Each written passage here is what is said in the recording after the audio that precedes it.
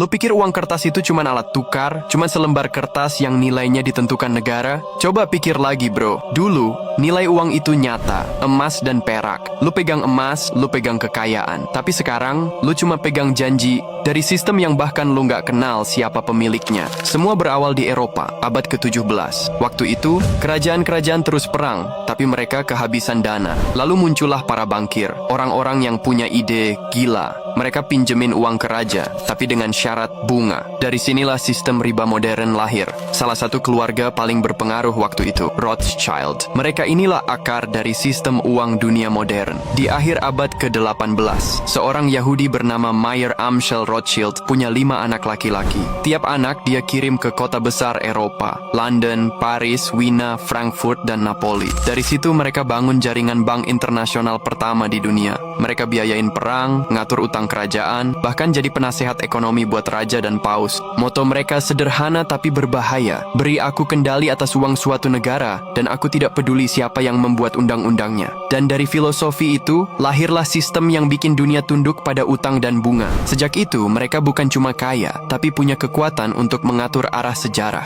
Contohnya waktu Perang Waterloo tahun 1815, Nathan Rothschild, anak dari cabang London, dapat kabar kemenangan Inggris lebih cepat dari pemerintah sendiri. Dia pura-pura sebar isu kalau Inggris kalah. Harga obligasi jatuh. Dia beli semua. Begitu kabar kemenangan keluar, harga melonjak gila-gilaan. Dalam semalam, Nathan jadi orang paling kaya di Inggris. Dari situ, keluarga Rothschild makin kuat. Mereka bantu danai berdirinya Bank of England, ikut di balik sistem keuangan Prancis dan Austria, bahkan terlibat di banyak perjanjian perang Eropa. Tapi lu tahu yang paling ngeri? Mereka paham satu hal. Kalau lu bisa ngatur uang, lu bisa ngatur dunia. Dari sinilah trik besar dimulai. Mereka bikin sistem bernama fractional reserve banking, di mana bank boleh minjemin uang lebih banyak dari yang mereka punya. Bayangin, lu setor emas 1 kilo, tapi mereka bisa kasih pinjaman seolah punya 10 kilo. Uang baru tercipta dari utang. Dan siapa yang bayar bunganya? Kita semua, lewat pajak, lewat inflasi, lewat kerja keras seumur hidup. Masuk ke abad 20, perang dunia meledak, negara-negara hancur, tapi dari reruntuhan itu lahirlah tatanan ekonomi baru. Tahun 1944, perjanjian Bretton Woods dibuat. Dunia sepakat, semua mata uang diikat ke dolar, dan dolar dijamin oleh emas milik Amerika. Tapi itu nggak lama. Tahun 1971,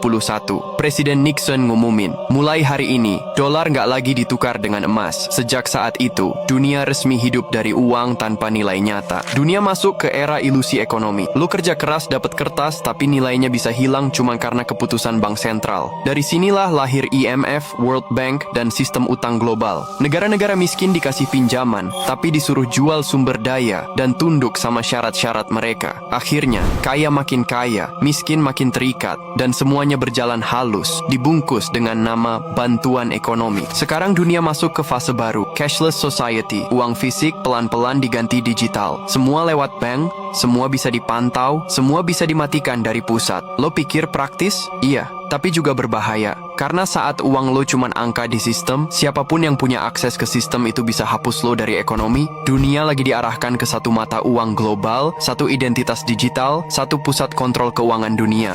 Dan di saat dunia panik karena krisis, perang, dan kelaparan, akan muncul satu sosok, katanya bisa selamatin dunia dari kehancuran ekonomi. Dialah Dajjal. Sosok yang bukan cuma pemimpin, tapi penyelamat palsu sistem dunia. Rasulullah udah peringatkan, akan datang masa di mana riba merajalela, dan siapapun yang tidak memakannya akan terkena debunya. Sekarang debunya bukan cuma kena, tapi udah nempel di seluruh dunia. Dari kartu kredit sampai pinjaman online, dari bank digital sampai mata uang global, semua perlahan disiapkan buat satu hal, kendali penuh atas manusia. Jadi bro, lu masih pikir ini cuma soal uang? Atau lu sadar, ini tentang iman, tentang siapa yang lu sembah, dan siapa yang lu biarkan mengatur hidup lo? Uang udah jadi agama baru dunia, tapi bagi yang beriman, cuman Allah satu-satunya sumber nilai yang sejati.